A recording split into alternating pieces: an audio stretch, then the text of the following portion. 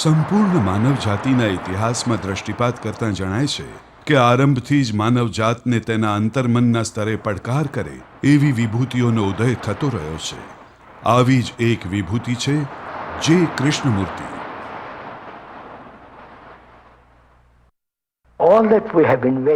આપણે જે કાંઈ પણ શોધી કાઢ્યું છે, ચર્ચ કે મંદિરના પ્રતીકો, તેને લગતી સામગ્રી, કથા, તે બધું જ વિચાર દ્વારા જ ઉદ્ભવ્યું છે. આપણા તારણહાર, ભારતના મંદિરોનું નિર્માણ અને તે મંદિરોના દેવો વગેરે બધી જ વસ્તુ વિચારે જ ઘડી કાઢી છે. જેને તમે પવિત્ર ગણો છો એવી બધી શોધ વિચારે જ કરી છે. આ વાતનો તમે અસ્વીકાર નહીં કરી શકો. વિચાર સ્વાભાવિકપણે પવિત્ર નથી, અને એ વિચારે ઈશ્વરની શોધ કરી હોય ત્યારે એ ઈશ્વર પણ પવિત્ર ન હોય. તો પવિત્ર શું છે એ ત્યારે જ સમજમાં આવશે અથવા ઘડાશે જ્યારે ભયથી, દુઃખથી સંપૂર્ણપણે મુક્ત હોય, અને જ્યારે હૃદય પ્રેમ તથા કરુણાની પ્રજ્ઞાની ભાવનાથી પરિપૂર્ણ હોય. ત્યાર પછી મન જ્યારે સ્થિર હોય, બિલકુલ નીરવ હોય, ત્યારે જ પવિત્રતાનો ઉદય થાય છે.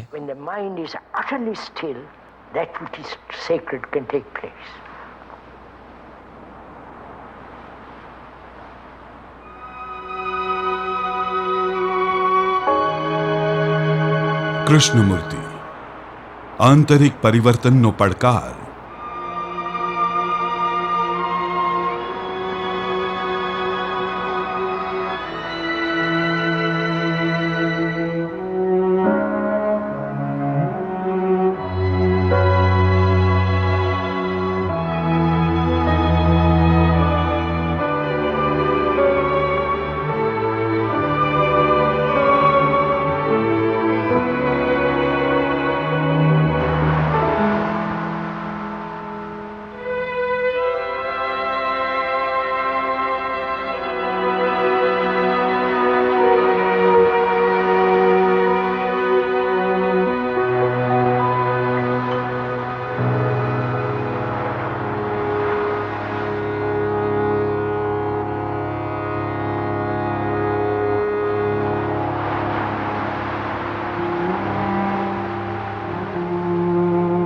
ભારત, બંગાળનો અખાત, 1909.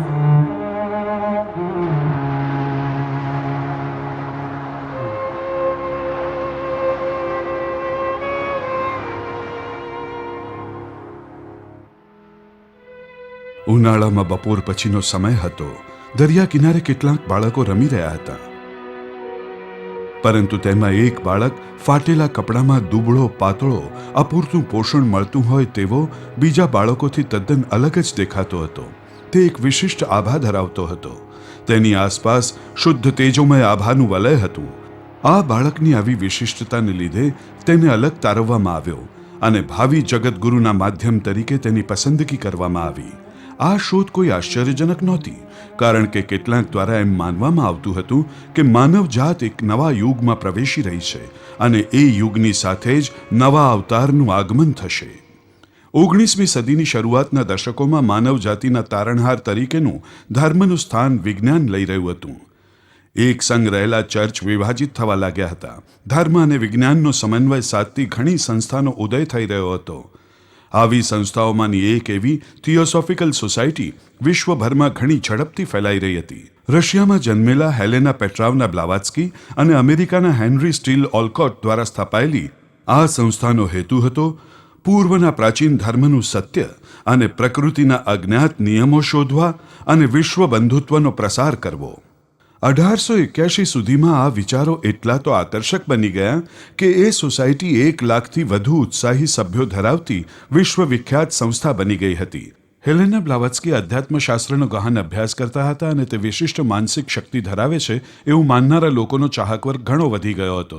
કેટલાક પાખંડી લોકો દ્વારા મશ્કરીનું પાત્ર બનતા તેઓ એક ગંભીર પ્રકૃતિના લેખિકા બની ગયા હતા અને 1888માં તેમની અથાગ મહેનતના પરિણામ સ્વરૂપે દળદાર ગ્રંથ ધ સિક્રેટ ડોક્ટ્રિન અર્થાત રહસ્યમય સિદ્ધાંત શીર્ષક હેઠળ 2 ભાગમાં પ્રકાશિત કર્યા. એક યુવા પત્રકાર એની બેસેન્ટને લંડનના રિવ્યૂ ઓફ રિવ્યૂઝ દ્વારા રહસ્યમય સિદ્ધાંત ગ્રંથની સમાલોચના કરવા માટે કહેવામાં આવ્યું. પાના ઉથલાવતા તેમણે જે વાંચ્યું તેથી તેઓ એકદમ આશ્ચર્યચકિત થઈ ગયા. તેમને માટે અરસપરસ સંબંધિત ન હોય તેવી હકીકતો એવી જણાવા લાગી કે જાણે તે બધી જ કોઈ એક જબરજસ્ત અખંડ તત્વના જ અંશ હોય, અને તેમના જીવનની મૂંઝવણો, રહસ્યો અને સમસ્યાઓ અદૃશ્ય થતી જણાવા લાગી. થોડા અઠવાડિયામાં તો એની બેસેન્ટ થિયોસોફીને આજીવન સમર્પિત થવા વચનબદ્ધ થયા. શ્રીમતી બેસેન્ટે લીધેલો અચાનક નિર્ણય એ આવેશ કે ઉતાવળનું પરિણામ નહોતું. તેઓ પહેલેથી જ વિક્ટોરિયા યુગના ઇંગ્લેન્ડના પ્રસિદ્ધ વક્તા, શિક્ષણશાસ્ત્રી, બાહુ સ્ત્રી હિમાયતી અને મજૂરોની પ્રારંભિક ચળવળની પહેલ કરનારા પ્રણેતા હતા. બ્રાયન્ટ એન્ડ મેઝની ફેક્ટરીમાં તેમણે યુવતીઓની હડતાળનું નેતૃત્વ કર્યું હતું. તેમની સામાજિક ન્યાયની ભાવનાએ તેમને Sydney web, George Bernard show અને રામસે મેકડોનાલ્ડ જેવા સમકક્ષ સમાજવાદી વિચારધારાના સમર્થક બનાવ્યા હતા. બ્લાવાત્સ્કીના મૃત્યુ બાદ એની બેસેન્ટ થિયોસોફિકલ સોસાયટીના વડા બન્યા અને થિયોસોફીના આદર્શોને સબળ રાખનાર સૌથી વધારે પ્રભાવશાળી વ્યક્તિ બની રહ્યા. બ્લાવાત્સ્કીની જટિલ એવી ફિલોસોફીને લોકપ્રિય ઝુંબેશનું સ્વરૂપ તેમણે આપ્યું.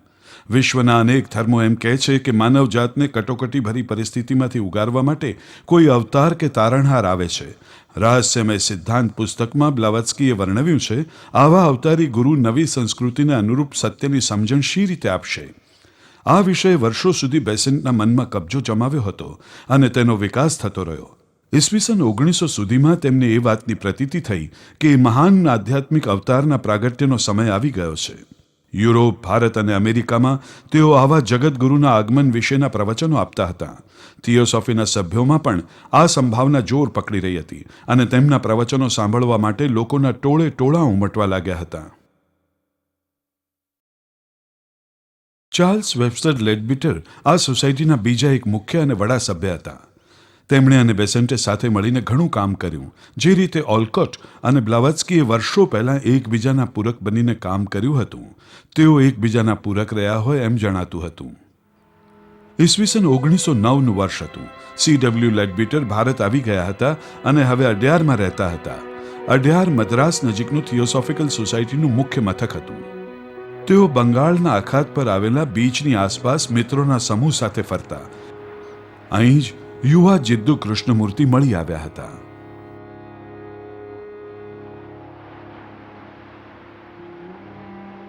એ બાળકના દુબળા પાતળા સામાન્ય દેખાવ છતાં લેડબિટરે એક નોંધપાત્ર પ્રભાવ અને ગુણવત્તા જોઈ અને તેમણે જાહેર કર્યું કે જે ભવિષ્યવાણી અંગે લાંબા સમયથી પ્રતીક્ષા થઈ રહી હતી તે આ બ્રાહ્મણ બાળક પૂરી કરશે. જગતગુરુના માધ્યમ તરીકે કૃષ્ણમૂર્તિને તૈયાર કરવાના હતા. આ બાળકના માતા સંજીવમાં કેટલાક વર્ષો પહેલા મૃત્યુ પામ્યા હતા અને 14 વર્ષનો છોકરો તેના પિતા અને 3 ભાઈઓ સાથે સોસાયટીના બહારના પરિસરમાં રહેવા આવ્યો હતો. સ્વપ્નશીલ આંખોવાળા એ છોકરાને મેલેરિયા જેવી બીમારીઓને લીધે શાળાના શિક્ષણથી ઘણી વખત વંચિત રહેવું પડતું. તે નમ્ર અને સહેલાઈથી બીજાની વાત સમજી લેતો હતો. તે હંમેશા જાણે કોઈ બીજી જ દુનિયામાં હોય તેવું લાગતું. તેની આસપાસ જે કંઈ થઈ રહ્યું હોય તેનાથી અલિપ્ત રહેતો. તેના ચહેરા પર નવાઈ ભરેલી રિક્તતા જોવા મળતી. કૃષ્ણમૂર્તિ અને તેમનો નાનો ભાઈ નિત્યાનંદ એકબીજાની વધારે નિકટ હતા.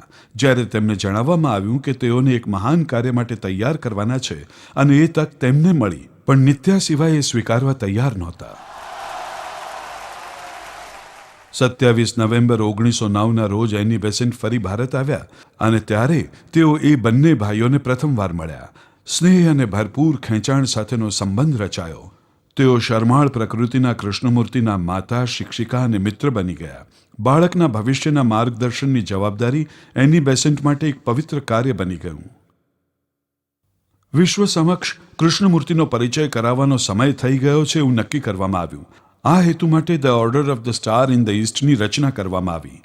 કૃષ્ણમૂર્તિને કેવળ નામ પૂરતા તેના વડા બનાવવામાં આવ્યા અને આ સંસ્થા પોતાના સભ્યોની પાસે તેઓ આ જગતગુરુને અને તેના સંદેશને સ્વીકારે તેવી આશા રાખવામાં આવી હતી. આ સંસ્થાનું માર્ગદર્શન એની બેસેન્ટ કરતા હતા. તે જ વર્ષે બનારસમાં થિયોસોફિકલ સંમેલન યોજાયું, જ્યાં ધ ઓર્ડર ઓફ ધ સ્ટારમાં 400 નવા સભ્યો જોડાયા. એ સભ્યોના મંતવ્ય અનુસાર આ દ્વિતીય આગમન અંગે એક સુંદર ભવિષ્યની સંભાવના જણાતી હતી. લાગણીના પ્રવાહમાં નવા સભ્યોએ બાળકને ચરણે પડ્યા અને શ્રીમતી બેસેન્ટે જાહેરમાં એવી ઘોષણા કરી કે કૃષ્ણમૂર્તિ એ જગતગુરુના ખરેખરા માધ્યમ થવાના છે. 1911માં આ વાતને આકાર આપવામાં આવ્યો અને એ તરુણ યુવકનું ભવિષ્ય નિશ્ચિત થતું જણાયું. એ બાળકોના પિતા નારાયણૈયાને આ વાત પર સહેલાઈથી વિશ્વાસ બેસતો નહોતો. ભારતમાં આ દેવીકરણ તેમને હાંસીપાત્ર બનાવે તેવું લાગતા તેમણે શ્રીમતી બેસન્ટને એ બંને બાળકના કબજાથી વંચિત કરવાની ધમકી આપી. બેસન્ટે તરત આવીને તેમના પુત્રોને મળી રહેલા ફાયદા સમજાવ્યા અને અંગ્રેજી અભ્યાસના લાભો ઉપરાંત ઓક્સફર્ડના સ્નાતકો બનવાનો ખાસ ફાયદો દર્શાવ્યો. 19મી જાન્યુઆરી 1912ના રોજ નારાયણૈયાએ કૃષ્ણમૂર્તિ અને નિત્યાને ઇંગ્લેન્ડ લઈ જવાની અનુમતિ દર્શાવતા દસ્તાવેજ પર સહી કરી. પરંતુ ત્યારે તેમને એ વાતની ખબર નહોતી કે પુત્રોને પાછા ફરવામાં 10 વર્ષ જેટલો લાંબો સમય લાગશે અને લાંબા સમય સુધી કાનૂની કાર્યવાહી કરવાની થશે.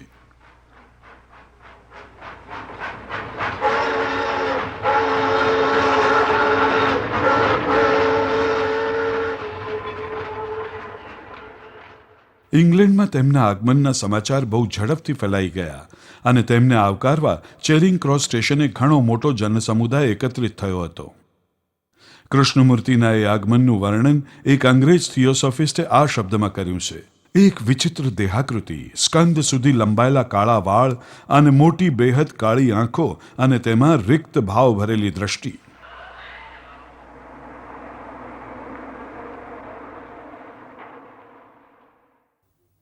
જ્યારે હું પહેલી વાર યુરોપ ગયો ત્યારે હું સમૃદ્ધ અને સુરક્ષિત લોકો વચ્ચે રહ્યો. તેઓ સમાજમાં ઊંચા સ્થાને હતા. હું શેરીઓમાં ફરતો હતો ત્યારે હું લોકોના ચહેરા જોતો હતો. હું નાટ્યગૃહમાં ગયો અને ત્યાં લોકો પોતાના દુઃખો ભૂલવાનો પ્રયત્ન કરીને કેવી રીતે પોતાને ખુશ રાખે છે તે મેં જોયું. રાજકીય, સામાજિક અને ધાર્મિક સત્તા ધરાવતા લોકો જોયા. મેં યુવાનોની મોજ મસ્તી જોઈ. સેવા કરવાની ભાવનાવાળા લોકોને મેં ગરીબો અને પછાત કક્ષાના માણસોના નિવાસસ્થાને જતા જોયા. તેઓ મદદ કરવાની ઈચ્છા ધરાવતા હતા, પરંતુ તેઓ સ્વયં લાચાર હતા. જ્યારે તમે એ રોગના શિકાર બનેલા હો ત્યારે તમે અન્ય કોઈને એ રોગમાંથી કેવી રીતે સાજા કરી શકો? દરેક વાત માટે મને શંકા થતી, માટે મેં મારી જાતને પ્રશ્નો પૂછ્યા, કારણ કે હું મારી જાતે જ આ શોધવા ઈચ્છતો હતો. એની બેસેન્ટે લંડનમાં ક્વીન્સ હોલમાં લોકોને હલબલાવી નાખે તેવા 3 વ્યાખ્યાનો આપ્યા. તેમની પ્રવૃત્તિઓ વેગ પકડતી જતી હતી. જ્યારે બેસન્ટ ભારત પાછા ફર્યા ત્યારે ઘણા શિક્ષકો પાસે એ બાળકનું શિક્ષણ શરૂ કર્યું.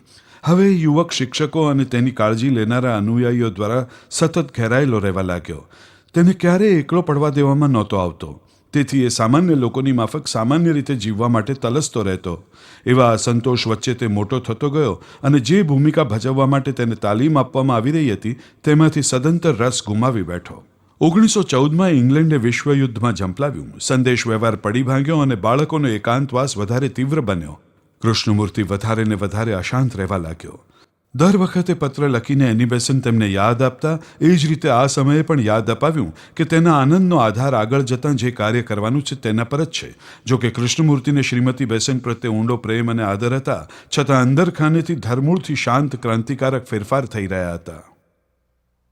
મારા મનમાં બીજાના અધિકાર, બીજાઓના આદેશ, બીજાઓનું જ્ઞાન, આ બધી બાબતો સામે ઘણા લાંબા સમયથી બંડ ચાલી રહ્યું હતું. જ્યાં સુધી સત્ય શું છે એની મને પોતાને શોધ લાગી નહીં, ત્યાર સુધી કોઈ પણ વાતનો સત્ય તરીકે મેં સ્વીકાર ન કર્યો. મેં ક્યારેય બીજા લોકોના વિચારનો વિરોધ નથી કર્યો, પરંતુ અધિકાર કે તેમના જીવન વિશેના સિદ્ધાંતોને સ્વીકારવા હું તૈયાર નહોતો. જ્યાં સુધી હું આવી કટ્ટર વિરોધની સ્થિતિમાં નહોતો, જ્યાં સુધી મેં ધાર્મિક માન્યતાઓ, અંધવિશ્વાસ પર આધારિત દરેક સિદ્ધાંતો અને માન્યતાઓ જેવી બાબતોમાં અસંતોષ ન અનુભવ્યો, ત્યાં સુધી હું સત્યને શોધી શક્યો નહોતો. બંને બાળકોએ કોલેજમાં દાખલ થવાની પરીક્ષામાં સફળ થવા માટે સારી એવી મહેનત કરી. નિત્યાને ઓછી તકલીફ હતી, પરંતુ કૃષ્ણમૂર્તિ ધીમા અને અલિપ્ત વિદ્યાર્થી હતા. સૌની નિરાશા વચ્ચે સ્પષ્ટ થયું કે તેમને ઓક્સફર્ડ કે કેમ્બ્રિજ કોઈ સ્વીકારશે નહીં. 1918માં યુદ્ધનો અંત આવવાથી થિયોસોફિસ્ટોની પ્રવૃત્તિમાં વધારો થયો. એની બેસન્ટ ભારતમાં શિક્ષણની સમસ્યાઓ અને રાજકીય પ્રવૃત્તિમાં ડૂબેલા હતા. તેઓ ગાંધી અને અન્ય સાથે ભારતના સ્વતંત્રતાના સંઘર્ષમાં આગળ પડતો ભાગ ભજવતા હતા, પરંતુ પોતાના વ્યાખ્યાનોમાં તો તેણે જગતગુરુના મહત્વને અને માનવજાતને પોતાના સંદેશ વિશે જોરશોરથી કહેવાનું ચાલુ રાખ્યું. કૃષ્ણમૂર્તિ ધીમે ધીમે પરિપક્વ થતા જતા હતા અને પોતાના સ્વદેશથી 10 વર્ષ દૂર રહ્યા બાદ એવું નક્કી કરવામાં આવ્યું કે તેમના કાર્યનો આરંભ અડયારથી થશે. ડિસેમ્બરના અંતિમ દિવસોમાં બંને ભાઈઓ મુંબઈ આવ્યા. શ્રીમતી બેસન્ટ માટે તો એ દિવસ એવો હતો કે જેની તેઓ લાંબા સમયથી રાહ જોઈ રહ્યા હતા. આખરે એ દિવસ આવી ગયો. બાળક રૂપે ગયેલા બંને ભાઈઓ યુવક રૂપે આવ્યા હતા. જ્યારે હું ભારત આવ્યો ત્યારે મેં જોયું કે લોકો અહીં પણ એ જ રીતે પોતાની જાતને છેતરતા હતા. તેઓ એ જ જૂની પરંપરાને વળગેલા, સ્ત્રીઓ પ્રત્યે ક્રૂરપણે અત્યાચાર આચરતા. એ સાથે જ એ લોકો પોતાને બહુ જ ધાર્મિક ગણાવતા હતા, ચહેરા પર ભસ્મ લગાવતા હતા. કદાચ ભારતમાં એ લોકો પાસે વિશ્વના સૌથી વધારે પવિત્ર ગ્રંથો હશે. કદાચ તેઓનું તત્વજ્ઞાન અને દર્શન સૌથી મહાન હશે. કદાચ તેઓએ ભૂતકાળમાં અદ્ભુત મંદિરો બંધાવ્યા છે, પરંતુ એમાંનું કશુંએ હું જે ઈચ્છતો હતો તે મને આપી ન શક્યું. ઓર્ડર ઓફ ધ સ્ટારના વડા તરીકે એ શરમાળ યુવકે પોતાના કાર્યમાં ધ્યાન પરોવ્યું. સ્ટાર પબ્લિકેશન માટે ઘણા લેખો અને પુસ્તકો લખ્યા. એ સાથે તેણે વ્યાખ્યાનો પણ આપવાના હતા અને સભાઓમાં હાજરી પણ આપવાની હતી. આ ભાઈઓએ ભારત, ઇંગ્લેન્ડ, ઓસ્ટ્રેલિયા અને યુરોપમાં ભરચક વ્યાખ્યાનો આપવા શરૂ કર્યા. એ મુસાફરીને લીધે નિત્યાને અતિશ્રમ પડવા લાગ્યો અને તે માંદો પડ્યો. તેને ક્ષય હોવાનું નિદાન કરવામાં આવ્યું. ક્ષયના રોગી માટે કેલિફોર્નિયાની આબોહવા સ્વાસ્થ્યપ્રદ હોવાથી અને સાજા થવા માટે આદર્શ સ્થળ હોવાથી તેમને ત્યાં જવાનું સૂચન કરવામાં આવ્યું. 1992ના ઉનાળામાં ઓહાઈ ખીણમાં તેમને અપાયેલા નાના ઘરમાં તે બે તરુણ યુવકે પ્રથમવાર પ્રવેશ કર્યો. નિત્યાએ શ્રીમતી બેસન્ટને પત્ર લખતા ઘરની આસપાસની પ્રકૃતિનું વર્ણન કર્યું.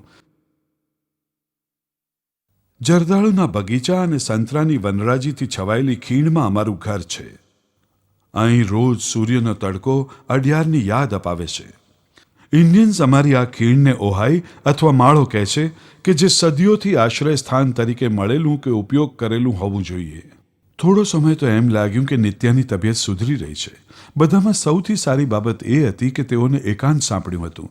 બાળપણથી જ એકાંત માણવાની મનાઈ હતી, પરંતુ આ ખીણની શાંતિમાં કૃષ્ણમૂર્તિને સ્વ સાથે રહેવાની તક પણ મળી. સંતરાના ઉદ્યાનો અને ઝાડી ઝાંખરામાં થઈ તેઓ તદ્દન એકલા જ ટેકરીઓ પર ફરવા જતા. જેમ જેમ દિવસો વીતતા ગયા તેમ એક વિચિત્ર પ્રકારની બેચેની તેમને ઘેરી વળવા લાગી. તે માંદા પડ્યા. તીવ્ર દુખાવાની તેમજ શ્વાસ રૂંધતી ગરમીની ફરિયાદ કરવા લાગ્યા. આ વિચિત્ર પ્રક્રિયા અતિશય વધી જતી ત્યારે વચ્ચે વચ્ચે તેમની અચેતન અવસ્થાનો સમય પણ આવતો. એવા ઉશ્કેરાટ કે તાવથી તપતા શરીરે એકલા જ ફરવા જવાનો હઠાગ્રહ કરતા. આવી પરિસ્થિતિને લીધે તેમને ઘરની નજીક એક હર્યા ભર્યા પીપરના વૃક્ષ નીચે આરામ કરવા વિનંતી કરવી પડતી. ત્યાં જ રાત્રિની નીરવ શાંતિમાં તેમના જીવનને થર મૂળથી હચમચાવી મૂકે એવી અલૌકિક ઘટના બની.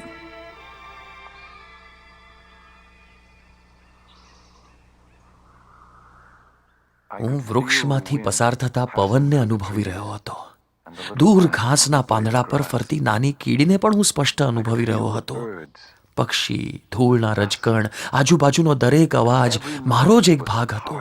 દરેક વસ્તુમાં હું વ્યાપ્ત હતો, અથવા મહદઅંશે બધી જ વસ્તુ મારી અંદર હતી. હું પરમ આનંદમાં સુખી હતો, કારણ કે મને પ્રત્યક્ષ દર્શન થયું હતું. કોઈ પણ વસ્તુ પહેલા જેવી જ ક્યારે પણ સદા રહે એવી શક્યતા જ નથી. મેં જીવનના ઝરણાનું સ્વચ્છ અને નિર્મળ જળ પીધું છે. મારી તૃષા સંતુષ્ટ થઈ છે. હું હવે ક્યારેય તૃષિત ન થઈ શકું. ગહન અંધકારની ગર્તામાં ક્યારેય ફસાઈ ન શકું. મેં એવી કરુણાનો સ્પર્શ કર્યો છે જે સર્વ દુઃખ અને વેદનાને મટાડે છે. તે મારે માટે જ નહીં, પણ સમગ્ર વિશ્વની માનવજાત માટે છે. But for the world.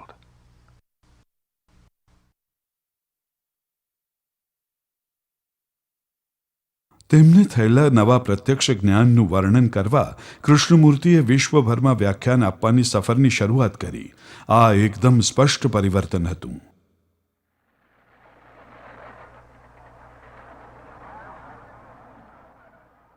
જગતમાં સર્વત્ર જગ્યાએ સર્વ લોકોમાં કંઈક અદ્રશ્ય રહસ્યની શોધ ચાલી રહી છે. કોઈ એવા સાક્ષાત્કાર માટે કે જેથી વધારે જ્ઞાન, મહાન દ્રષ્ટિ અને વધારે સમજણ પ્રાપ્ત થાય. And this the people અને call એને જ લોકો સત્ય કહે છે.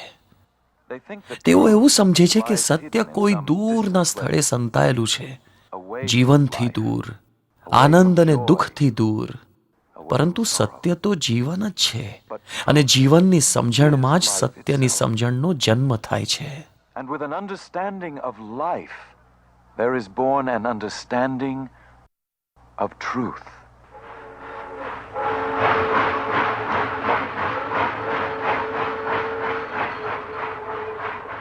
મુસાફરી દરમિયાન અચાનક રક્તસ્રાવ થતાં નિત્યાના સ્વાસ્થ્ય અંગેનો ભય ફરી જાગૃત થયો. તે નબળો થઈ ગયો હતો.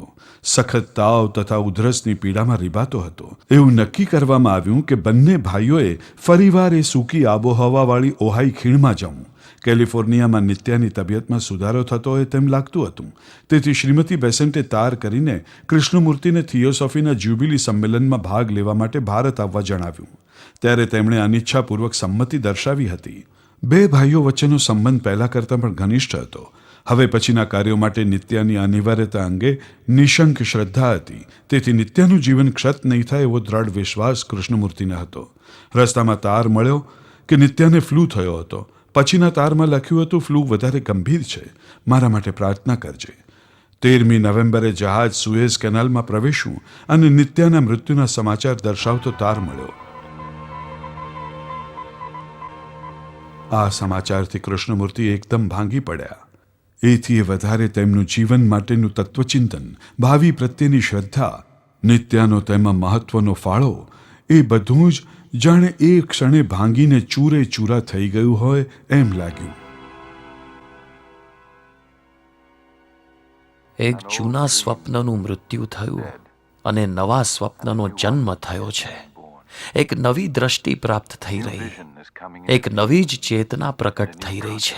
is being unfolded. હવે મને સમજાયું, I know પહેલા now કરતાં with પણ greater વધારે certainty than નિશ્ચિતપણે ever before સમજાયું કે જીવનમાં કોઈ પણ ભૌતિક ઘટનાથી ભાંગી ન પડવામાં જ જીવનનું ખરું સૌંદર્ય, ખરો આનંદ અને સાચું સુખ છે. strength એક એવી મહાન શક્તિ છે કે જેને ધરતી પરની કોઈ પણ ઘટના નિર્બળ ન કરી શકે.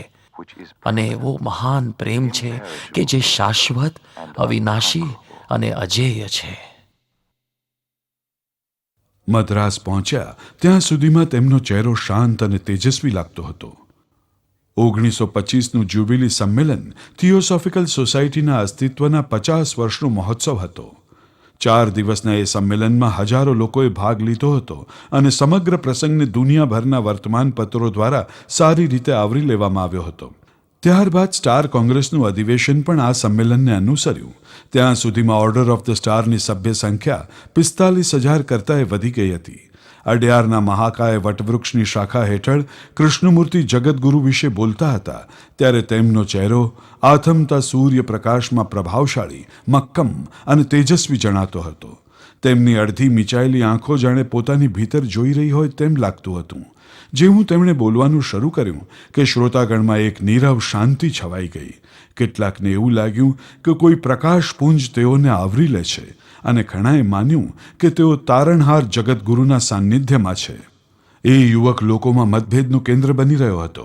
એક બાજુ હજારો લોકોએ તેમનો જગતગુરુ તરીકે સ્વીકાર કર્યો, જ્યારે બીજી બાજુ કેટલાક લોકો તેમને આપવામાં આવતું મહત્વ અને તેમના પ્રત્યેના ભક્તિભાવને લીધે વ્યગ્ર થઈ ગયા હતા. કેટલાક વર્ષો પહેલા બેરન ફિલિપ પાલેએ નેધરલેન્ડનું પોતાને વારસામાં મળેલું મકાન the Eerde castle the order of the સ્ટારને આપ્યું. 18મી સદીની આ ઇમારતની આસપાસ 5,000 એકરના વિસ્તારમાં જંગલ હતું. આ કિલ્લાને સભા સંમેલન સ્થળમાં ફેરવી દેવામાં આવ્યું, જ્યાં નાના નાના સમુદાયો દર વર્ષે એકત્રિત થતા હતા. કૃષ્ણમૂર્તિમાં થઈ રહેલું પરિવર્તન ત્યાર પછીના અઠવાડિયામાં 1926ના ઓમેન સ્ટાર કેમ્પમાં તીવ્ર બન્યું હતું. ઇરડી કેસલની નજીકમાં જ ભરાયેલા ઓમેન કેમ્પમાં દેશ વિદેશથી લગભગ 2,000 લોકો એકત્રિત થયા હતા. સંમેલન અને આમંત્રિતોના ભોજન વગેરેની વ્યવસ્થા માટે ત્યાં વિશાળ તંબુઓ બાંધવામાં આવ્યા હતા. વ્યાખ્યાનો થતા અને રોજ સાંજે ઉત્સવના પ્રતીકસમો અગ્નિ પ્રગટાવી કૃષ્ણમૂર્તિ એકત્રિત સમુદાયને સંબોધન કરતા. સુખી થવા માટે શું આપણને ધર્મની જરૂર છે? પ્રેમ વ્યક્ત કરવા માટે શું આપણે મંદિરો બાંધવાની જરૂર છે? મંદિરના અંધારા ગાભારામાં સત્યને શોધી ન શકાય. ન તો તેને સારા સુવ્યવસ્થિત સભાગૃહમાં શોધી શકાશે કે ન તો તેને પુસ્તકો અથવા ધાર્મિક વિધિઓમાં શોધી શકાશે. સમુદ્ર કિનારે આવો કે જ્યાં પવન લહેરાય છે, એકબીજા પર ઉછળતા મોજા છે. શું તમે સઘળા સૌંદર્યને એકત્ર કરીને બાંધીને સાંકડા મંદિરોમાં ભરવા ઈચ્છો છો? તમારા મનને કે હૃદયને કોઈ પણ વસ્તુ કે વ્યક્તિ દ્વારા બંધાવા ન દો. જો તેમ કરશો તો તમે બીજા એક નવા ધર્મની સ્થાપના કરશો, એક બીજું મંદિર બાંધશો. નાના નાના દેવોનું સર્જન ન કરો. જ્યારે સામે ઝળહળતો સૂર્ય હોય ત્યારે એક મીણબત્તીના પ્રકાશમાં પૂજા કરવા કોણ ઈચ્છે?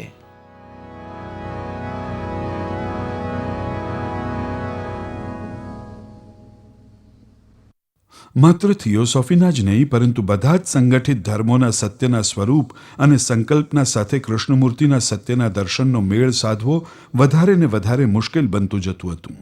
તેમના દ્વારા કરવામાં આવતો આધ્યાત્મિક આધિપત્યનો અસ્વીકાર થિયોસોફિકલ સોસાયટી અને તેના આજીવન સભ્યો માટે ભયજનક હતો. તેમાં ખુલ્લો વિરોધ હતો, કારણ કે થિયોસોફિકલ સોસાયટીનું વિઘટન થતું હોય એમ લાગ્યું. તેથી વિરોધની રેખા ખેંચાઈ ગઈ અને કેટલાક દ્રઢતાપૂર્વક તેમની સાથે રહ્યા, જ્યારે અન્ય લોકો પોતાને મનગમતી માન્યતાને વળગી રહ્યા. 1911થી કૃષ્ણમૂર્તિના નિકટના સંપર્કમાં રહેલા લેડી એમિલી લ્યુટિન્સે જે લોકો વ્યાકુળતા અનુભવતા હતા તેનો પડઘો આ શબ્દોમાં પાડ્યો: છેલ્લા 17 વર્ષથી આપણે એક જગતગુરુની આશા સેવી રહ્યા હતા, અને હવે જ્યારે તેઓ કંઈ કહે છે તે સાંભળીને દુઃખી થઈએ છીએ અથવા ગુસ્સે થઈ જઈએ છીએ. એ કેવું વિચિત્ર લાગે છે. તેઓ આપણને આપણું કર્તવ્ય કરવા સમજાવે છે, અને આપણે તો તેની પાસે એવી અપેક્ષા રાખી જ નહોતી. 1928માં મે માસમાં દક્ષિણ કેલિફોર્નિયાના હંમેશા લીલાછમ રહેતા ઓક વૃક્ષો હેઠળ પ્રથમ ઓહાઈ સ્ટાર કેમ્પ યોજાયો, પરંતુ રોજ થતા નવા વાર્તાલાપ બાદ એ મતભેદો વધુ ને વધુ સ્પષ્ટ થતા ગયા.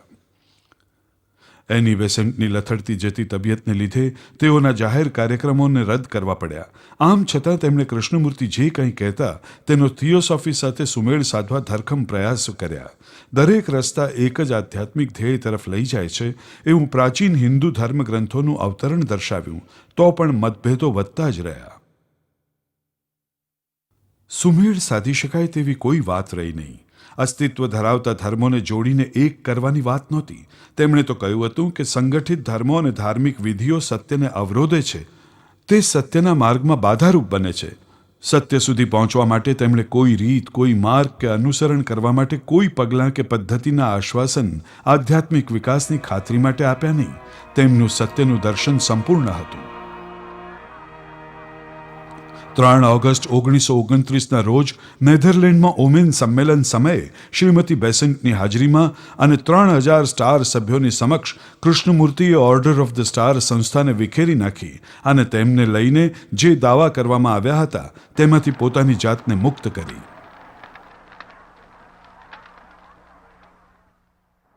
હું નિશ્ચિતપણે કહું છું કે સત્ય એ માર્ગ વગરની એવી ભૂમિ છે કે જ્યાં કોઈ પણ ધર્મ, કોઈ પણ પંથ, કોઈ પણ સંપ્રદાય દ્વારા તમે પહોંચી શકતા નથી.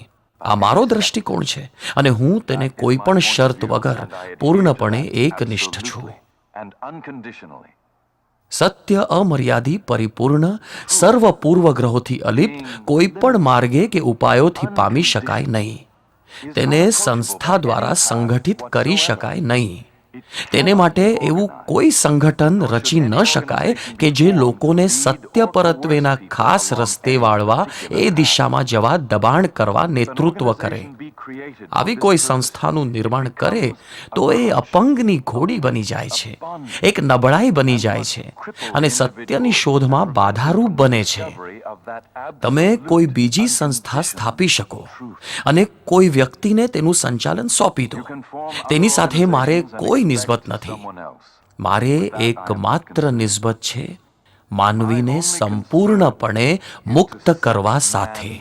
Absolutely and unconditionally free.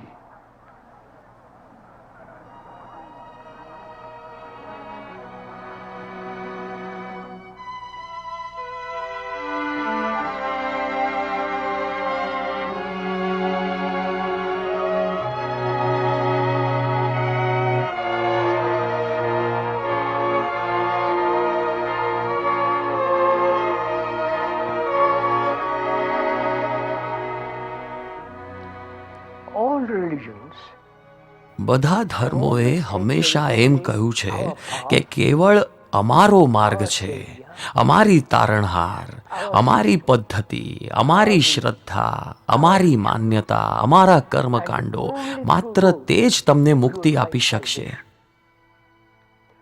બધા ધર્મો સતત આ શબ્દોનું જ રટણ કરે છે.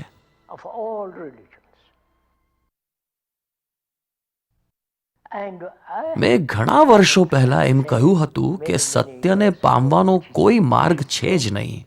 તે એટલું જ સાચું છે. લોકોના મતે સત્ય એક સ્થિર બિંદુ છે, અને જો તે સ્થિર બિંદુ હોય તો ત્યાં સુધી પહોંચવાનો માર્ગ હોઈ શકે. તમે ઈચ્છો એટલા માર્ગો હોઈ શકે, પરંતુ જો તે સ્થિર બિંદુ ન હોય, એ જીવંત ગતિશીલ હકીકત હોય. અહીં ગતિશીલ એટલે સમયના જગતમાં ગતિશીલ એવો નહીં, સમયમાં ગતિ કરવી એવા અર્થમાંય નહીં. એ તો વળી એક જુદી જ વાત છે. તો સ્વાભાવિકપણે ત્યાં પહોંચવાનો રસ્તો ન હોઈ શકે. પણ ગમ્મત એવી છે કે આપણે એવું ભયાનક અસુરક્ષિત દ્રષ્ટિબિંદુ અપનાવવા નથી ઈચ્છતા. આપણે તો બધું જ સુનિશ્ચિત હોય તેવું જોઈએ છે. આપણે દરેક વસ્તુ સીમિત, સીમાબદ્ધ હોય તેમ ઈચ્છીએ છીએ. સાનેન સંમેલન, સ્વિટ્ઝરલેન્ડ.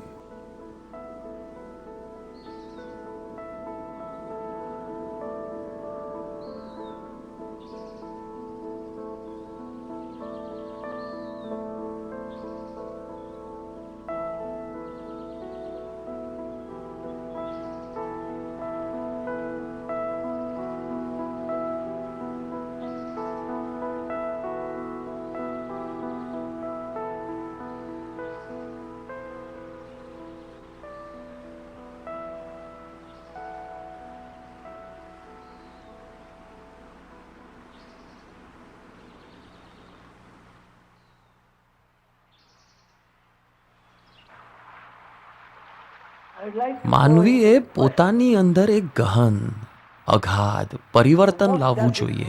તેણે બદલાઈ જવું જોઈએ. આનો અર્થ શું? એ પ્રશ્નના ઊંડાણમાં હું જવા ઈચ્છું છું. A deep, profound change in himself. We're asking, હવે આપણે પૂછીએ છીએ કે શું માનવમાં મૂળભૂત, ગહન, હંમેશા ટકી રહે તેવું, ઘરમૂળથી ફરી બદલાઈ ન જાય તેવું માનસિક પરિવર્તન, રૂપાંતર લાવવું શક્ય છે? one has lived આપણે હંમેશા મર્યાદિત, નિયંત્રિત, contained, સંકુચિત, narrow વ્યક્તિગત individual. હું તરીકે જ જીવ્યા છે. It's very, very તેથી તમે એટલે જ સંપૂર્ણ માનવજાત, તમે બીજા બધા માનવ જેવા જ છો. that in you is the એ સત્યને જોવું આપણા માટે ઘણું જ મુશ્કેલ છે. that is તમે જ વિશ્વ છો. as a human being આ કોઈ કલ્પના કે ધારણા નથી. you are આ એવું કંઈ નથી કે not જેના કારણો કોઈએ બુદ્ધિપૂર્વક રજૂ કર્યા હોય અને કહે કે એ બરાબર છે, પરંતુ આ તો એક નરી વાસ્તવિકતા છે, reality of the truth of it that you સત્ય છે. represent તમે એક માનવ તરીકે સંપૂર્ણ માનવ જાતિનું પ્રતિનિધિત્વ કરો છો. your તમે યાતના સહન કરો છો, ભયભીત છો, ઘવાયેલા છો, તમે ચિંતાતુર છો, અનિશ્ચિત છો, ગૂંચવાયેલા, દુઃખી છો. તમે એ સર્વ કાંઈ છો. every human દરેક માનવીની દશા આવી જ છે. so you are આમ આ ચેતના સમગ્ર માનવજાતની ચેતના છે. from this આમાંથી એક બીજો પ્રશ્ન ઉદ્ભવે છે, which is એ કે માનવ ચેતનામાં માનવ જાતિનું દુઃખ સમાયેલું છે. માત્ર તમારું અંગત દુઃખ નહીં, પરંતુ આખી માનવ જાતિનું દુઃખ, એ પ્રચંડ દુઃખ. આ કેવો પ્રચંડ આત્મબોધ છે. તમને ધ્યાનમાં આવે છે ને? જો તમને એ સમજાશે કે તમારું દુઃખ માત્ર તમારા એકલાનું નથી, પણ સમગ્ર માનવ જાતિનું દુઃખ છે. માટે હવે તમે દુઃખી હોવા છતાં રડતા નથી. હવે તમે તમારા નાના જખમો, તમારી નાની નાની નિષ્ફળતા, નાની નાની ચિંતાઓ, એના પર અશ્રુ સારતા નથી. હવે દુઃખનો અંત આવવો શક્ય છે. સમગ્ર માનવ જાતિનું પ્રતિનિધિત્વ કરતા એક માનવીના દુઃખનો અંત આવે તો તે સમગ્ર માનવ જાતની ચેતનાને અસર કરે છે. આપણે જે કઈ વાતો કરીએ છીએ તેને તરત જ સ્વીકારી ન લો.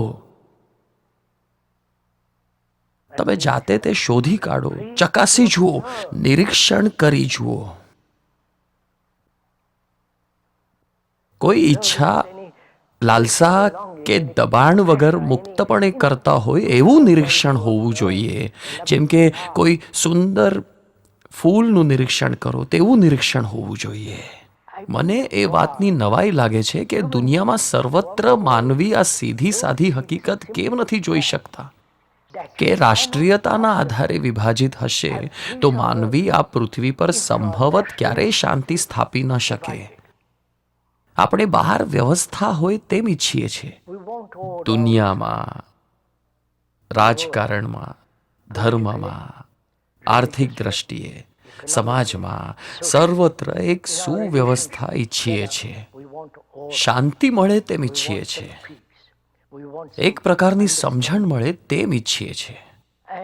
જો ભીતરના આંતરિક વિશ્વમાં માનસિક બંધારણ વ્યવસ્થિત હશે, જો ત્યાં સંઘર્ષ કે વિરોધાભાસ નહીં હોય અને ચેતનાની સ્થિતિ શાંત, સ્થિર, સ્પષ્ટ હશે તો જ બાહ્ય વિશ્વમાં વ્યવસ્થા લાવી શકશો.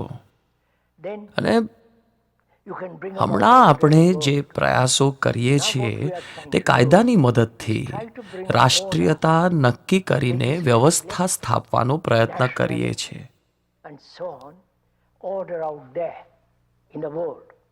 વારંવાર સાબિત થઈ ચૂક્યું છે કે બહારના જગતમાં વ્યવસ્થા લાવવાના પ્રયત્નો એ સંપૂર્ણ અવ્યવસ્થા જ ફેલાયેલી છે. માટે જ આપણે કહીએ છીએ, વક્તા કહે છે, આંતરિક સુવ્યવસ્થા સિવાય, એટલે કે તમારી ચેતનામાં અત્યારે જે ઘોર અવ્યવસ્થા અને માનસિક દ્વિધા છે, વિરોધાભાસોને દૂર કરી ત્યાં વ્યવસ્થા સ્થાપ્યા વગર તમે સંભવતઃ બહારના જગતમાં વ્યવસ્થા સ્થાપી ન શકો. અહીં જ તો ખરેખરી કટોકટી છે. આપણે વિચારીએ છીએ કે કટોકટી રાષ્ટ્રીય, સામાજિક, આર્થિક કે એવા કોઈ પ્રકારની છે, પરંતુ કટોકટી બહાર નથી. કટોકટી હકીકતમાં આપણી અંદર છે અને આપણે આ વાસ્તવિકતાનો સામનો કરવાની અનિચ્છા બતાવીએ છીએ.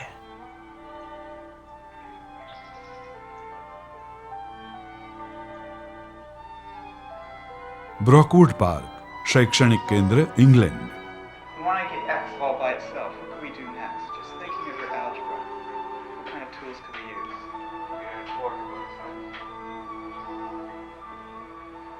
Okay, that's fair enough. What could we do? But see, we still have this X term here. What are we going to do with this?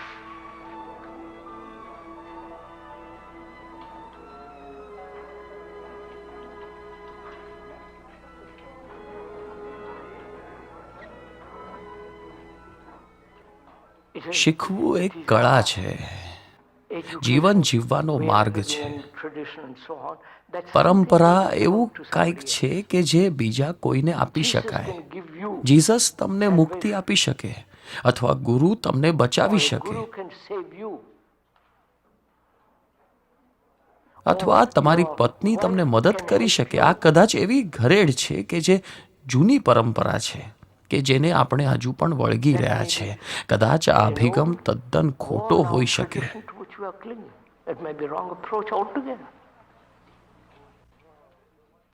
You તમારામાં સમજ છે અને મારામાં નથી. haven't got it. And માફ કરજો, તમે ખાસ પ્રકારની વિચારધારામાં સંસ્કારબદ્ધ થયેલા છો. તમે એવી વિચારધારાના બંધનમાં જકડાયેલા છો કે તમે મને તે સમજ આપી શકશો, ખરું?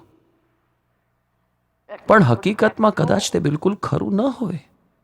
આપણે ભીતરથી માનસિક રીતે કોઈક પર આધાર રાખીએ છીએ અને કહીએ છીએ કે કૃપા કરી somebody say, please help me to be free. મને મારા ઘમંડથી છૂટવામાં મદદ કરો, અથવા તમારા સંબંધોમાં તમે એ ઘમંડથી સભાન થાઓ છો અને તેને નિહાળો છો. તેના પ્રત્યે ધ્યાન આપો કે તે નીકળી જાય અને તે જાય. એ જુઓ, આપણા એકબીજાના સંબંધમાં હું સ્વનું નિરીક્ષણ કરું છું અને તે નિરીક્ષણમાં હું ઘમંડી છું તે શોધી કાઢું છું. આપણા સંબંધોમાં હું જિદ્દી હતો તો ઘમંડ દૂર થઈ જાય છે. Dependent for આમ મારા ઘમંડ પરત્વે ધ્યાન દોરવવા માટે હવે હું તમારા પર આધારિત નથી. હું ખુદ સભાન છું. tremendously important, sir. આ સમજવું અતિ જ મહત્વનું છે. કોઈ મને ઉત્કટતા ન આપી શકે, સૌંદર્ય ઓળખવાની સમજ ન આપી શકે. મને એમ લાગે છે કે ત્યારે મારે મારા પોતાના પર આત્મનિર્ભર થવાનું છે. તમે આ સમજ્યા? એકાકી વગેરે કાંઈ નથી. Then I have to work from my find out. શોધી કાઢવા માટે મારે જ જાતે પ્રયત્ન કરવો પડે છે. અને જે પરંપરામાં મારો ઉછેર થયો છે તે બાજુએ મૂકી દઉં છું, અર્થાત બીજા પર આધાર રાખવાના મારા સંસ્કારને બાજુ પર મૂકી દઉં. તો પછી તે માટે મારે જ મહેનત કરવી પડે અથવા મારું પતન Or થાય. I've got a બેમાંથી way, એક. either way. If I જો હું તે બાજુ પર મૂકું તો મારામાં એ શક્તિ ઉત્કટતાના ઉપયોગની બુદ્ધિ તો પહેલેથી જ રહેલી છે. ત્યારે હું કોઈના પર આધારિત રહેતો નથી. હું ખુદ સભાન છું. dependent on anybody.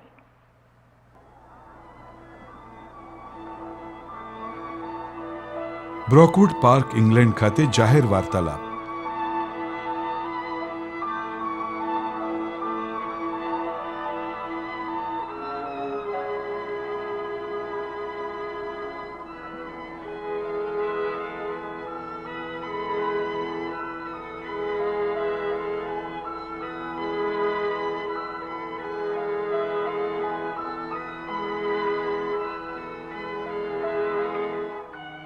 Can I observe? શું સંબંધોમાં મારી પોતાની જાતનું નિરીક્ષણ કરી શકું?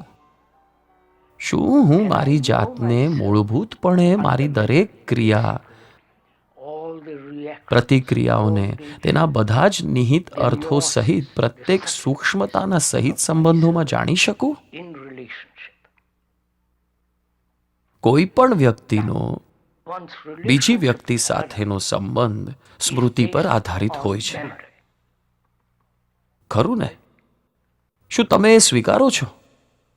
મેં તમારા વિશે અમુક કલ્પના કરી છે, થોડી ધારણા બાંધી છે, તમારા વિશે કેટલાક નિષ્કર્ષો તારવેલા છે, અને તમે પણ મારા વિશે અમુક કલ્પનાઓ, ધારણા, નિષ્કર્ષો ધરાવો છો, અને આપણા સંબંધો આ બધી બાબતો પર આધારિત છે. તમારા વિશે, પતિ, પત્ની, બાળકો વિશે, મિત્રો વિશે મારા મનમાં ધારણાઓ છે, કલ્પનાઓ છે. image making. આપણા મનમાં આવી કલ્પનાઓ, ધારણાઓ બાંધવાનું કાર્ય હંમેશા ચાલતું રહે છે, બરોબર? આ સરળ છે, સ્વાભાવિક છે. વાસ્તવમાં ખરેખર આમ જ ચાલ્યા કરે છે. જ્યારે બે વ્યક્તિ લગ્ન કરે અથવા કોઈ યુવક યુવતી લગ્ન સિવાય એકત્ર રહેતા હોય ત્યારે પ્રત્યેક ઘટના, પ્રત્યેક ક્રિયામાં એક પ્રતિમાનું નિર્માણ થાય છે, નહીં? શું આ મુદ્દો સ્પષ્ટ થયો? કૃપા કરી મારી હામાં હા ન ભરો. Trying to persuade you to હું તમને કોઈ પણ વાતની તરફેણ કરવા નથી કહેતો, પરંતુ તમે તમારી જાતે જ તે જોઈ શકો છો. એકાદ શબ્દ તમારા મનમાં નોંધાઈ ગયો, તે આનંદદાયક હશે તો તમે આનંદ વ્યક્ત કરો છો. જો તે દુઃખકારક હશે તો તમે તરત જ આક્રોશ અનુભવો છો. આ સ્થિતિ ધારણા અને પ્રતિમા સર્જે છે. our relation સુખની સંવેદના પ્રતિમાનું નિર્માણ કરે છે. આક્રોશ કે ભાગી છૂટવાની ક્રિયા પણ પ્રતિમા નિર્માણ કરે છે. on very માટે જ એકબીજા સાથેના વાસ્તવિક સંબંધો વિવિધ પ્રકારની સૂક્ષ્મ ધારણાઓ, પ્રતિમાઓ અને નિષ્કર્ષો પર આધારિત છે. આ માનસિક પ્રક્રિયા છે. જ્યારે સંબંધોમાં એકબીજા વિશે આવી ધારણા અને પ્રતિમા હોય ત્યારે તેમાં ભિન્નતા અને વિભાજન હોય છે અને ત્યાંથી જ સંઘર્ષની શરૂઆત થાય છે. ખરું ને? ખરું ને? જ્યારે એ પ્રતિમામાં વિભાજન હોય ત્યારે સંઘર્ષ અટલ છે. બરાબર? પછી તે માનવી યહૂદી, આરબ, હિન્દુ, મુસ્લિમ, ખ્રિસ્તી કે સામ્યવાદી ગમે તે હોય, પણ બાબત તો એકની એક જ છે. એ તો મૂળભૂત નિયમ છે કે લોકો વચ્ચે જ્યારે ભાગલા કે વિભાજન હોય ત્યારે ત્યાં સંઘર્ષ અનિવાર્યપણે હોય જ છે. પુરુષ સ્ત્રીને અથવા સ્ત્રી પુરુષને કહે હું તને ચાહું છું, એમ ભલે કહે, પણ મૂળભૂત રીતે તો એકબીજા સાથે સંબંધિત હોતા નથી. ત્યારે એ પ્રશ્ન નિર્માણ થાય છે કે શું આ પ્રતિમા નિર્માણ કરતી પ્રક્રિયા, એવી પરંપરા, આ બધાનો સંઘર્ષ વગર અંત આવી શકે? મારો પ્રશ્ન તમને સમજાય છે? શું તમને એમાં રસ છે? તે માટે તમે શું કરવા તૈયાર છો? શું કિંમત ચૂકવશો? તમે એ જ કરી શકો એમ છો. તમે એમ વિચારો છો કે કંઈક ચૂકવીને તે મેળવી લેશો.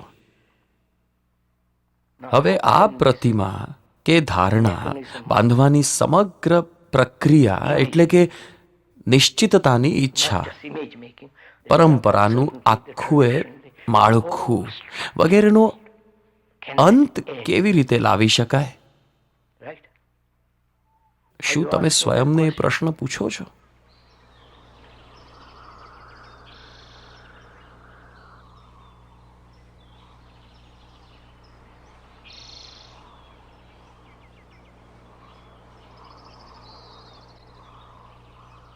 તમારે શું કરવું એ વિશે તમને કોણ કહે? જુઓ, જ્યારે તમે બાળક હો ત્યારે માતા પિતા તમને કહે તમારે શું કરવું. આગળ જતા આ જ પ્રકારની વૃત્તિ જીવનમાં વિકસતી જાય છે. શાળામાં પણ તમને કહેવામાં આવે છે તમારે શું કરવું. કોલેજમાં, વિદ્યાપીઠોમાં, આયુષ્યભર તમને કોઈ ને કોઈ તમારે શું કરવું એ કહેતું હોય છે. આ સાચું છે, આ ખોટું છે, આમ કરવું જોઈએ, આ ન કરવું જોઈએ. આનો અર્થ શું? આત્મનિરીક્ષણનો અભાવ. જાતે શોધવાપણું તો છે જ નહીં. હું એટલે ખરેખર માનવજાત છું. સમગ્ર માનવજાતનો પ્રતિનિધિ છું. જગતના દરેક મનુષ્યને અનેક યાતના, વેદના, દુઃખ, ચિંતા, અનિશ્ચિતતા, મૂંઝવણ વગેરેમાંથી પસાર થવું પડે છે. પ્રત્યેક મનુષ્ય જગતના બીજા માનવ જેવો અસલામત છે, પણ આપણે આ હકીકતનો સ્વીકાર કરતા નથી. આપણે એમ વિચારીએ છીએ કે મારું દુઃખ બીજાઓ કરતાં તદ્દન જુદું છે, માટે આપણામાં એવી વૃત્તિ ઘર કરી ગઈ છે કે મારે શું કરવું એ બતાવવા માટે કોઈક હોવું જોઈએ. પોપ, સર્વોચ્ચ ધર્મગુરુ કે મંદિરના પૂજારી જેવું કોઈ હોવું જોઈએ.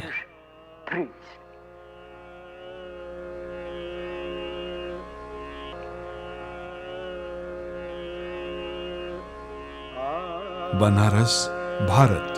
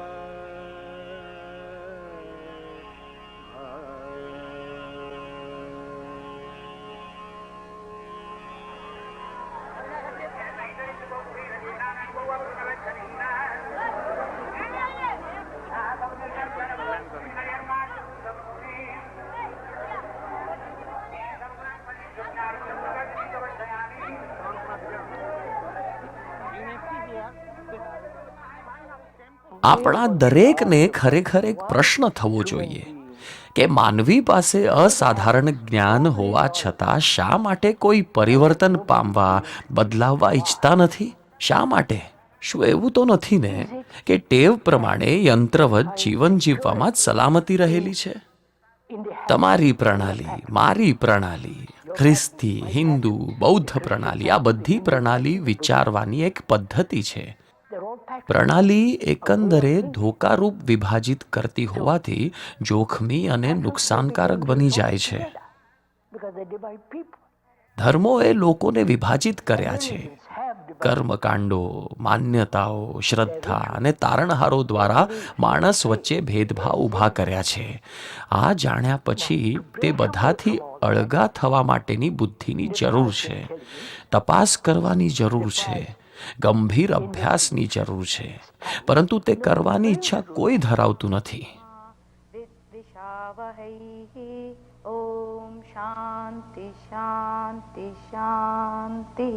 હરિ ઓમ તત્સત.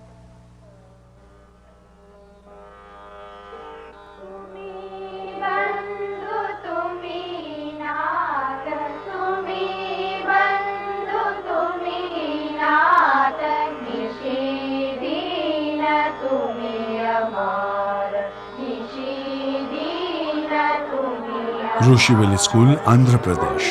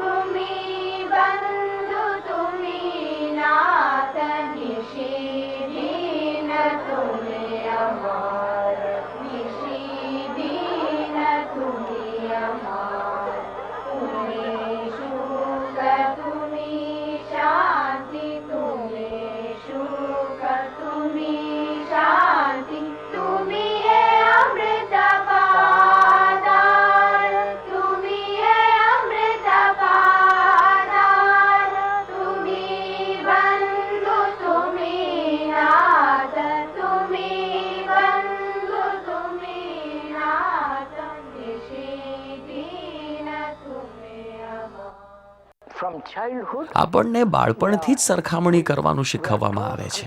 આપણે કહીએ છીએ કે તારે તારા ભાઈ જેવા હોશિયાર બનવું જોઈએ, અથવા સ્કૂલમાં તમને ફલાણા કરતાં વધારે માર્ક્સ મળે તો બહુ સારું. આમ હંમેશા તમારી સરખામણી થયા કરે છે અને તમે સરખામણી કરતા શીખો છો, બરોબર? હું કહું છું કે તમે કોઈની સાથે સરખામણી ન કરો, બિલકુલ સરખામણી ન કરો. સમજ્યા? તમે સાંભળ્યું? હવે તમે સરખામણી શા માટે કરો છો? કોણ વધારે સારું છે તે જાણવા. તમે વધારે સારા છો કે નહીં તે જાણવા માટે. એટલે તમે તેની સાથે સરખામણી કરો છો. તે તમારા કરતાં બહુ હોશિયાર છે, બહુ તેજસ્વી છે, બહુ ચતુર છે, અને તેથી તમે સરખામણી કરતા તમે મંદ બનો છો, નહીં કે? હા, પણ તમે જો એવી સરખામણી ન કરો તો તમે મંદ છો. ના. સાંભળો, સાંભળો, ધ્યાનથી સાંભળો. સ્કૂલમાં, પરીક્ષામાં જીવનભર તેઓ સરખામણી કરતા રહે છે. તમારા શિક્ષકને કહો કે સરખામણી ના કરે. તમારા અને તમારા શિક્ષક વચ્ચેના સંબંધમાં તમે જે જાણો છો તેના કરતાં તે વધુ જાણે છે, ખરું ને? શૈક્ષણિક દ્રષ્ટિએ. શૈક્ષણિક દ્રષ્ટિએ.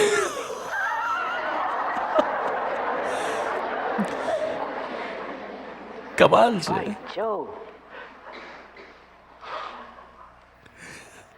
શૈક્ષણિક દ્રષ્ટિએ તે તમારા કરતા વધુ જાણે છે. હવે તે તમને જીવ વિજ્ઞાન શીખવે છે અને તમને ગુણ આપે છે, બરોબર? right? અને ધીમે ધીમે તમને પરીક્ષામાં ઉત્તીર્ણ થવામાં મદદ કરે છે. હવે શું તે પરીક્ષાના સંકલ્પ વગર શીખવી શકે? Examination. સર તમે જાતની કસોટી કેવી રીતે કરો? શેમાં? પરીક્ષા સિવાય. હા સર, પરીક્ષા હા, સિવાય. પરીક્ષા સિવાય તમે તમારી પરખ કેવી રીતે કરશો? શું તમે એમ કહેવા માંગો છો કે પરીક્ષાથી તમે કેટલું ભણ્યા તે તમે જાણી શકો? હા કદાચ સર. સાંભળો સાંભળો, તમે બહુ જ ઉતાવળ કરી રહ્યા છો. શોધી કાઢો. તમે પરીક્ષાથી એવા ટેવાઈ ગયા છો કે વાત જ ન પૂછો. એ તમારી આદત હવે પરંપરા બની ગઈ છે. અને જ્યારે તમને કોઈ પડકારે ત્યારે તમે એમ કહો છો કે અરે મારે શું કરવું જોઈએ અથવા મારે શું ન કરવું જોઈએ. તમે ગભરાઈ જાઓ છો. ગભરાઈ જાઓ છો તમે. જ્યારે હું ભણતો હતો ત્યારે હું ઇંગ્લેન્ડમાં સ્કૂલમાં હતો ત્યારે મેં એકે પરીક્ષા પાસ નથી કરી. ખબર છે? હું બધી પરીક્ષામાં બેઠો પણ હું પાસ ન થઈ શક્યો. એક પણ શબ્દ લખ્યા વગર હું પરીક્ષા ખંડમાં બેઠો રહ્યો.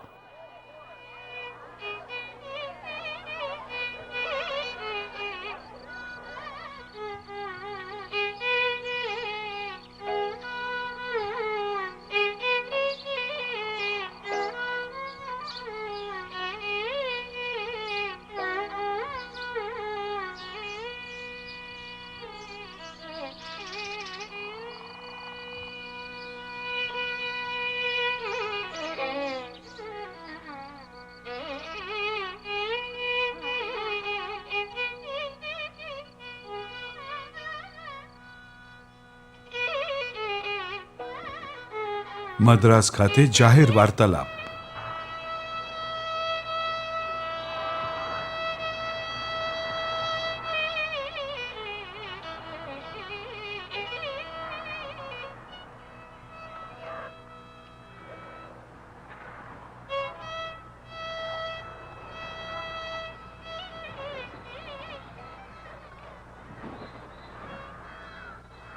તમને આ બધામાં રસ છે ને? જીવન વિશે તમારો અભિપ્રાય શું છે? Is life. તમારા જીવન વિશે તમારું જીવન એટલે શું? રોજ રોજ તમે જે જીવન જીવો છો તે જીવન શું છે? પરાધીનતા, આસક્તિ, પીડા, ત્રાસ, ક્રોધ, ચીડ, દુઃખ, Irritation. એ બધું તમે જાણો છો. You know all this, don't શું નથી જાણતા? you? Daily life. આ જ તમારું દૈનિક જીવન છે. મંદિરે જવું, એ જ ઘંટનાદ કરવો, પૂજા કરવી, યોગ કરવો, તેને આપણે આપણું જીવન કહીએ છીએ. ત્યારે ધાર્મિક જીવનનો તમે શો અર્થ કરો છો? તમે મને કહો કે ધર્મનો તમે શો અર્થ કરો છો? તમને ખબર છે? આ શબ્દ ધર્મ શબ્દનો અર્થ છે તમારી સમગ્ર શક્તિને એકત્રિત કરવી. All your energy. આ તેનો અર્થ છે. That's all they mean. તમને આ વાત સમજાય છે ને? To gather તપાસ કરવા all માટે, your energy. શોધી કાઢવા માટે તમારી સમગ્ર શક્તિને એકત્રિત કરવી. બરોબર? Right? Would you? મંદિર, પૂજા વિધિ, તમારા કપાળ પર લગાવેલા અર્થહીન આડા ઊભા તિલક એટલે ધાર્મિક જીવન નહીં. જુઓ જુઓ, You all agree. તમે સંમત થતા હોય તેમ તમારું માથું હલાવો છો. That means આ શબ્દનો અર્થ એ કે તમારી પાસે જે શક્તિ છે તેનો કણે કણ સત્ય શું છે, energy that you હકીકત શું છે તેની તપાસ કરવા એકત્રિત કરવો. ધ્યાન એટલે શું? માણસ જે રીતે જીવી રહ્યો છે reality. તે શા માટે એવી રીતે જીવી રહ્યો છે, તેમજ પ્રેમ એટલે શું તેની તપાસ માટે સમગ્ર શક્તિને એકત્રિત કરવી તે ધર્મ છે. Living. To પ્રેમ encourage એટલે them શું and end to any sorrow. તપાસ. To encourage શું આપણે what is કોઈ પણ love. પ્રયત્ન કે નિયંત્રણ વગર જીવી શકીએ છીએ? And આ control બધું all ધર્મમાં that is નિહિત inside છે. that word. A religious ધાર્મિક life, જીવન એટલે પોતે જ પોતાના પ્રકાશ બનવું. being a light to એનો અર્થ yourself, એ કે બહારની કોઈ પણ સત્તાનું which means આપણા પર આધિપત્ય ન હોવું જોઈએ. outside authority. આપણે કોઈનું એ આધ્યાત્મિક આધિપત્ય ન હોવા વિશે વાત કરી રહ્યા છે. કોઈનું એ, મારું એ, તેમાં વક્તાનો પણ સમાવેશ થઈ જાય છે. the speaker.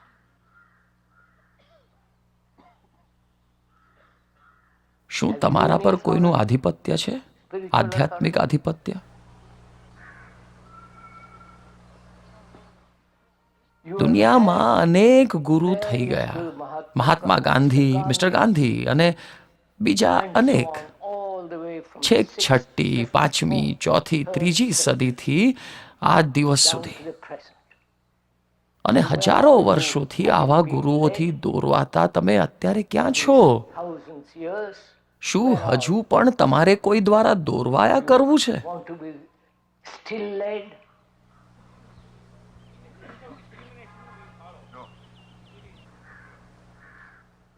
So now માટે જ હું તમને પૂછું છું, નમ્રતાપૂર્વક પૂછું છું કે તમારી પરંપરાને તમે ફગાવી દીધી છે કે નહીં? પરંપરા એટલે રાષ્ટ્રીયતા, nationality, તમારી જાતિ, your caste, તમારી શ્રદ્ધા, your beliefs, તમારા પૂજાપાઠ, rituals, માન્યતા, કર્મકાંડો, મંદિરે જવું વગેરે બધી પરંપરા શું તમે દૂર ફગાવી દીધી છે? નહીં ને? નહીં. જ્યારે તમે એ હકીકત જોઈ ન શકતા હો તો પછી ધાર્મિક જીવન શું છે?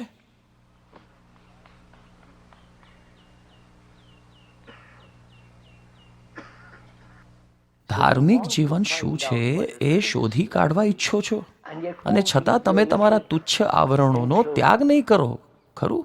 right. તમે તમારી પરંપરા સાથે એવા જકડાયેલા છો And you અને તમે એવી બાબતોની શોધ કરવા ઈચ્છો છો demands કે જે માટે જરૂર છે સક્ષમ અને સમર્થ મનની, એક એવા હૃદયની જરૂર છે. હૃદયની જરૂર છે જે ખરેખર પ્રેમ કરી શકે. તમારી પરંપરા, સંસ્કૃતિ, માન્યતા વગેરેમાંથી તમારી જાતને મુક્ત કર્યા વગર તમે કાંઈ પણ કેવી રીતે શોધી શકો? what they તમે ગીતામાંથી, ઉપનિષદમાંથી કે એવા બીજા કોઈ પુસ્તકોમાંથી અવતરણો આપી શકો છો, પણ એ રીતે શોધ કરવાની કિંમત કેટલી? I was હમણાં જ મને કોઈએ કહ્યું હતું કે આજકાલ કેટલા ગુરુઓ ગીતા પર વ્યાખ્યાન અને ચર્ચા કરે છે. શું એ સાચું છે? and there are સેંકડો અને હજારો લોકો ત્યાં સાંભળવાય જાય છે. તેનું શું મૂલ્ય છે? no hesitation. આપણે સૌ કેવી રમત રમી રહ્યા છીએ?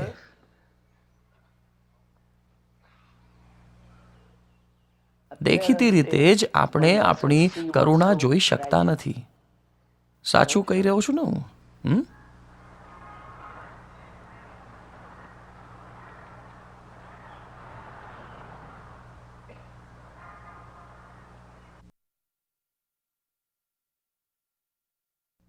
Psychologically, one બીજા કોઈ જગ્યાએ તેનો માનસિકપણે સ્વીકાર શા માટે કરી લેવો જોઈએ? જ્યારે મને એ હકીકતનું ભાન થાય છે કે હું સંપૂર્ણ માનવ જાતનું પ્રતિનિધિત્વ કરું છું. સંપૂર્ણ માનવ જાત એટલે હું જ છું. આ હું માનવ જાતનો ઇતિહાસ છું, અને એ ગ્રંથ કેવી રીતે વાંચવો એ જાણતો હોઉં તો હું કોઈના ઉપર આધાર ન રાખું. આમ શું હું કોઈ વિકૃતિ વગર, પૂર્વગ્રહ કે પસંદગી વગર આ પુસ્તક કે જે હું પોતે છું એ વિશે વસ્તુથી સભાન થઈ શકું? which is me.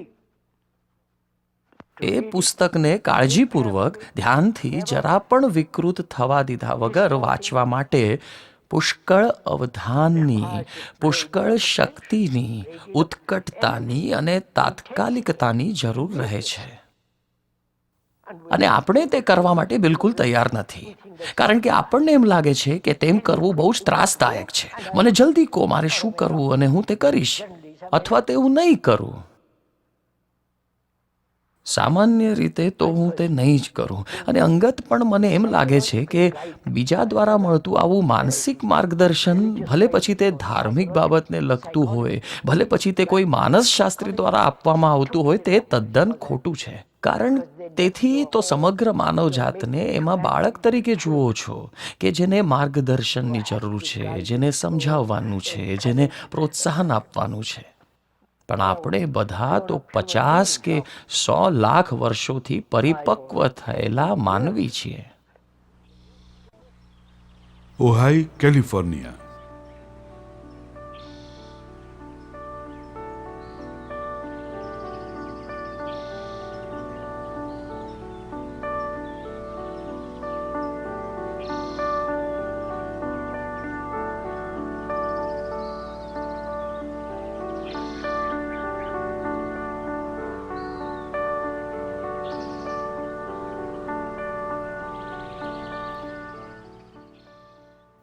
જે નથી તેના નકાર દ્વારા જ હકારાત્મક જે વિદ્યમાન છે તેનું અસ્તિત્વ દર્શાવી શકાય.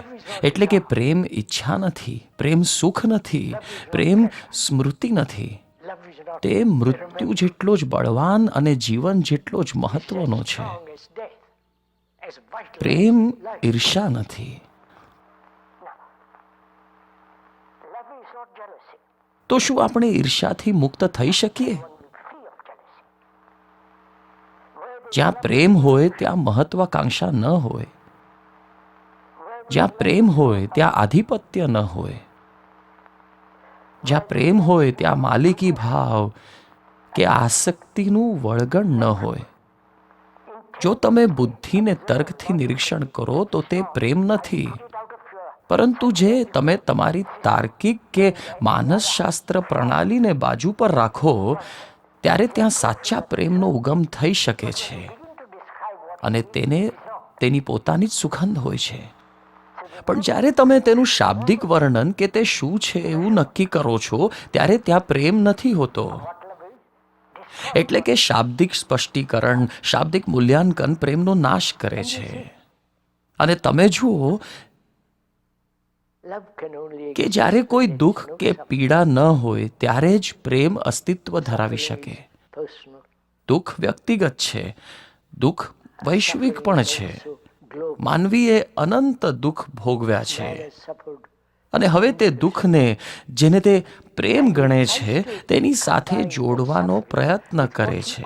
અને એટલે હંમેશા વિરોધાભાસ ને દ્વંદ્વ રહે છે. પરંતુ પ્રેમ ન હોય તેવું બધું જ નકારો, તેનો અસ્વીકાર કરો ત્યારે પ્રેમનું આગવું સૌંદર્ય, તેની મહાન શક્તિ અને તેની આગવી ઓજસ્વીતા પ્રગટ થાય છે. Okay grove school.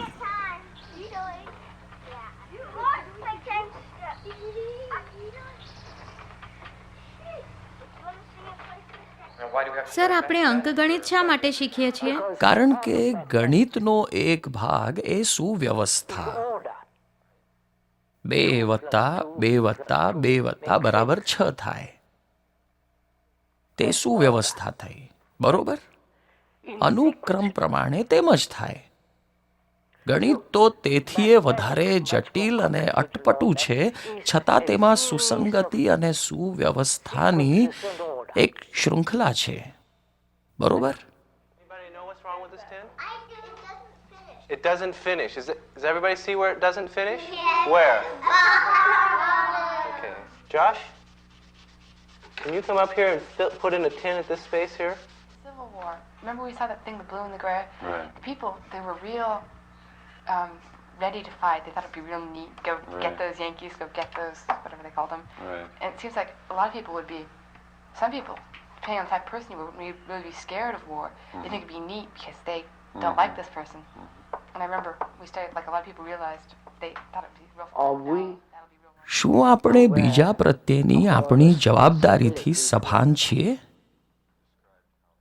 જો તમારે કુટુંબ હોય, પત્ની, બાળકો હોય, તો શું તમે એ બાળકો પ્રત્યે જવાબદાર છો? એટલે કે શું તમે તેની સંભાળ રાખો છો? તેઓ પ્રત્યે તમને પ્રેમ છે? તમે એવી ચિંતા સેવો છો કે તેઓ તંદુરસ્ત અને સારા નાગરિક બને? that they become healthy, good citizens.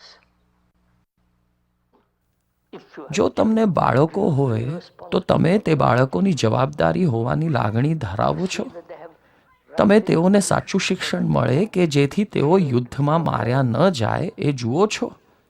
they won't તેઓ નિમ્ન કક્ષાના ના બને તે જુઓ છો? કે પછી તેઓ માટે તમારી પાસે જરા પણ સમય નથી?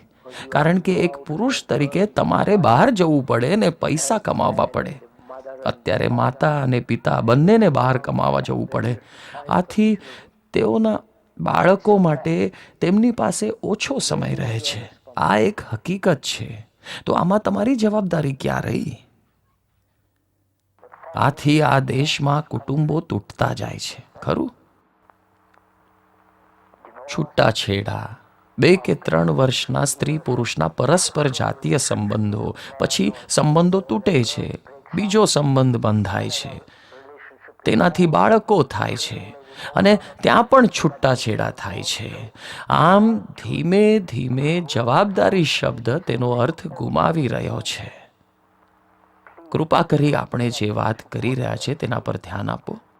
જવાબદારીનું ભાન હોવું અને એકાદી વાત માટે જવાબદાર હોવું એ બંને અલગ વાત છે.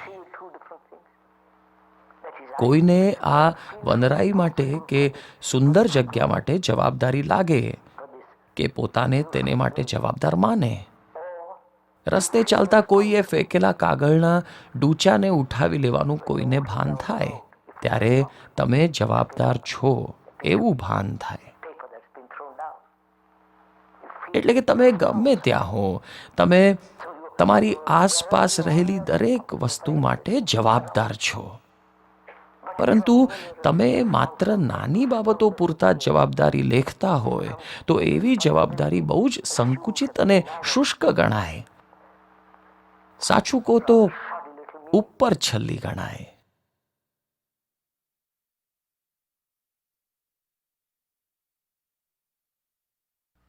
અરે, તમને આ વાતમાં રસ નથી.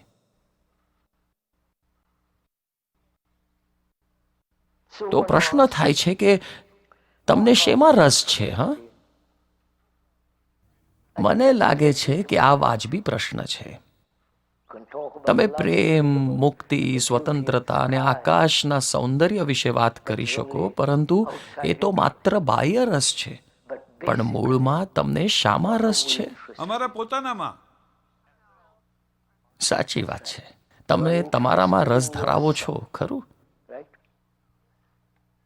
પણ સજ્જનો જરા અટકો.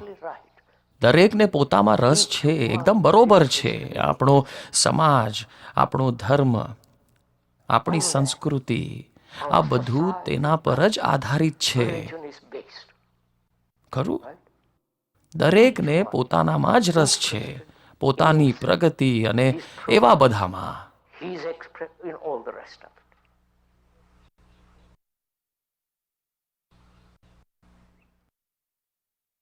શું એક માનવી તરીકે તમને એવું લાગે છે કે મૂળભૂતપણે આપણે બધા એક જ છીએ?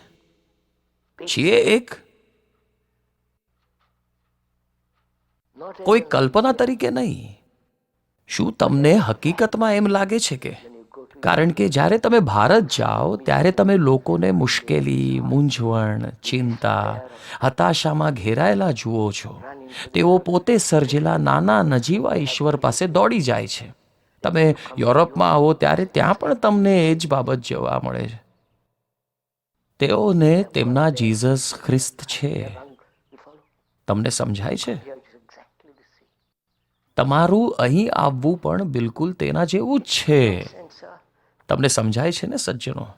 તમારા હૃદયમાં, તમારા લોહીના કણે કણમાં, તમારી વિચારસરણીમાં એ વાત દ્રઢ થવી જોઈએ, એ ભાન થવું જોઈએ કે વિશ્વભરમાં માનવી માત્ર એ જ દુઃખ ભોગવી રહ્યો છે કે જે દુઃખ તમે ભોગવી રહ્યા છો. માત્ર શાબ્દિક નહીં પણ ખરેખર તમારા હૃદયમાં અનુભૂતિ થવી જોઈએ. સૌ એ જ એકલતા, એ જ હતાશા, એ જ ઉદાસી, એ અસાધારણ અનિશ્ચિતતા અને એ જ અસલામતી અનુભવી રહ્યા છો.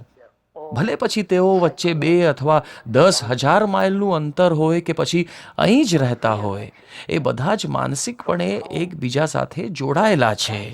જો આ હકીકતનું તમને ગહનપણે નસે નસમાં, લોહીના પ્રત્યેક કણમાં હૃદયપૂર્વક ભાન થાય તો તમે જવાબદાર છો.